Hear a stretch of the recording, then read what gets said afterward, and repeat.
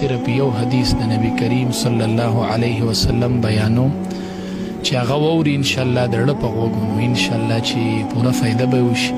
د دواړو جهانو سردار نبی کریم صلی الله علیه وسلم فرمای کل امتی معاف، زما هر امتی به الله معاف کی، خو الا المجاهرین، اغه امتیان به زما الله معاف نکی چې کم ګناه کوي او ښکاری کوي او علی الاعلان کوي او په جرأت کوي.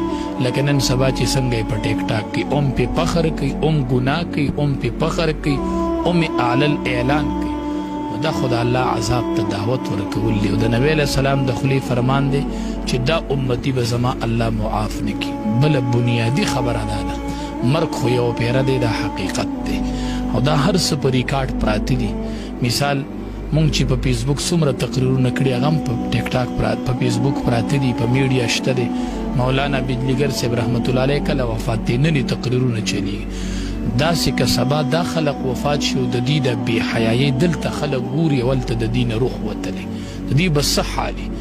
تا حیات چې څومره د دنیا آباد دی دې پسې به د ګناه یوه سلسله دی قبر ته روانې، قبر کې به پراته او دلته به خلک دا بربنډې ویډیوګانې ګوري. دا څومره لوی د تاوان سره مخامخ دی. ده بل چې دریم غټ نقصان یې دا دی چې نن سبا واړه واړه ماشومان دي، یقین وکئ د الله په ذات مې قسم چې حیا ختمه شول چې هغه په فیسبوک او په ټیک ټاک د زنانه ټول وجود وویني. دا بچی به د مور خواته کینی څنګه، دی به د خور خواته کینی څنګه، دړه کې څه دي اوس د څه لیدلي دي او دی دلته ناست څنګه دی. ډېره بې حیایي ده، حیا بالکل ورکېږي. که دا سیلاب داسې رواني داسې دور راتلو والا دی چې د مور او د خور تمیز به ختمېږي. بس داسې وخت روان دی، هلته یې مور ګرځي او دلته دی په ټیک ټاک باندې لګي بربنډ تصویران د زنانه ګوري. دا د دې مور په شان یوه زنانه ده، دا د چا مور نه ده، دا د چا خور نه ده.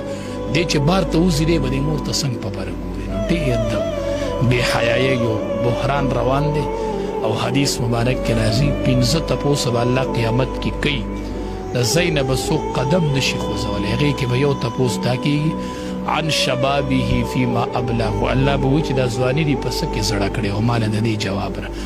بختور خلق وي هغه به وایي چې الله ځواني مې په دین کې زړه کړې و، دې به ورته څه وایي چې په عیاشو کې مې زړه کړې و.